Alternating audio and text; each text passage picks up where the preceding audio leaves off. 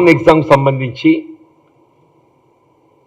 1:50 బదులు 1:100 చేయాలని చెప్పని డిమాండ్ చేయడం చూస్తుంటే అసలు ఆయనకు ఈ రిక్రూట్మెంట్ చేయాలని ఉందా లేకుంటే చేయకూడదని ఉందా?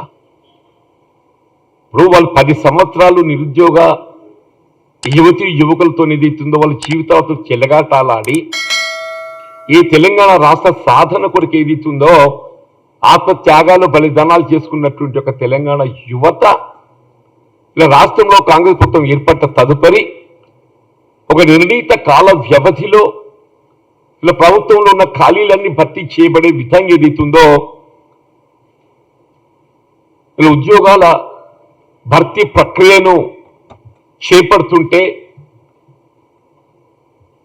For the last 12 years Telangana రాష్ట్ర ఏర్పడ్డ తదుపరి 10 సంవత్సరాల కాలం మీరు 2 పర్యాయాల అధికారానికి వచ్చి ఒక్క గ్రూప్ 1 ఎగ్జామ్ నిర్వహించలేదు.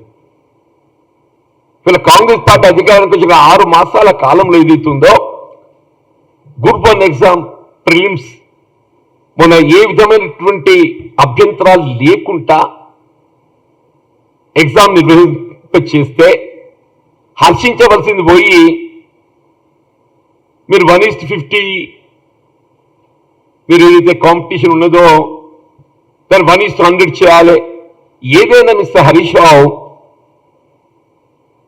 నోటిఫికేషన్లో పెట్టుకోవడం జరుగుతుంది.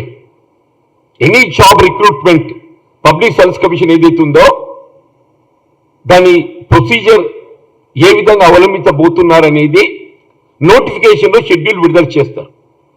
నోటిఫికేషన్లో షెడ్యూల్ ఏదైతుందో 1:50 రేషియోగా మెయిన్స్కు ఎంపిక చేయడం జరుగుతుందని చెప్పని పేర్కొనడం జరిగిందో దానికి భిన్నంగా 100కు పెంచితే విల్ ఇట్ స్టాండ్? నోటిఫికేషన్ భిన్నంగా మీరు ఏ విధమైనటువంటి ప్రక్రియ చేసినా కానీ the affected persons will go to the court.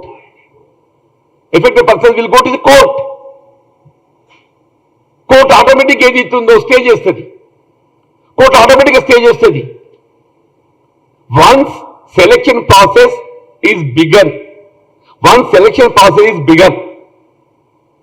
you cannot change the notification. Notification has been already issued. 1:50 ప్రక్రియ అనేది ఏదైతుందో మెయిన్స్ కు ఎంపిక చేయడం జరుగుతుందని చెప్పేది అందులో మెన్షన్ చేయడం జరిగింది. అంటే వాస్తవంగా ఇది ఓన్లీ తెలంగాణ పబ్లిక్ సర్వీస్ కమిషన్కి సంబంధించిన అంశం కాదు, ఇది మొత్తం దేశంలో చెప్పంటున్నాను. నేను just I'm giving the details of the other public service commissions where అంటే ఏ విధంగా మీరు కాంపిటేటివ్ క్యాండిడేట్స్ పిలవడం దొరుకుతుంది అనేది nowhere in the nation 1:50 మించి ఎక్కడ లేదు. In most of the states ఇది 1:10 1:15 అట్లుంది. మొన్న ప్రతిపక్షంలో ఉన్నప్పుడు బట్టి విక్రమార్క గారు అసెంబ్లీ సాక్షిగా 1:100 ఖచ్చితంగా చేయాలి అనేది బట్టి విక్రమార్క గారు అసెంబ్లీ సాక్షిగా ఇవాళ డిమాండ్ చేసింది కూడా తనకి గుర్తు చేస్తా ఉన్నాను. ఇలా మరి మీరు అడిదిక్కున్నప్పుడు ఒక మాట ఇడిదిక్కున్నప్పుడు ఒక మాట మాట్లాడడం నిజంగా చాలా బాధాకరం అని చెప్పి సందర్భంగా తెలియజేస్తా ఉన్నాను. మీకు ఇంకొక ఎగ్జాంపుల్ కూడా చెప్తా ఉన్నాను జీవన్ రెడ్డి గారు. ఇలా మొన్న ఆంధ్రప్రదేశ్లో కూడా గ్రూప్ 2 ఎగ్జామ్స్ 1:15 పెట్టినప్పుడు మళ్ళా విద్యార్థులు డిమాండ్ మేరకు ఇలా ప్రభుత్వాన్ని దాన్ని మార్చుకొని మళ్ళా మెయిన్స్లో 1:100 చేసింది కూడా మీ అందరికి కూడా గుర్తు చేస్తా ఉన్నాను. ఇదేమి వింతకరమైన పరిస్థితి కాదు, ఇదేమి కొత్త పరిస్థితి కాదు, ఇది ఉన్నదే చెప్తా ఉన్నది కూడా మీ అందరికీ కూడా మరొకసారి తెలియజేస్తా ఉన్నాం.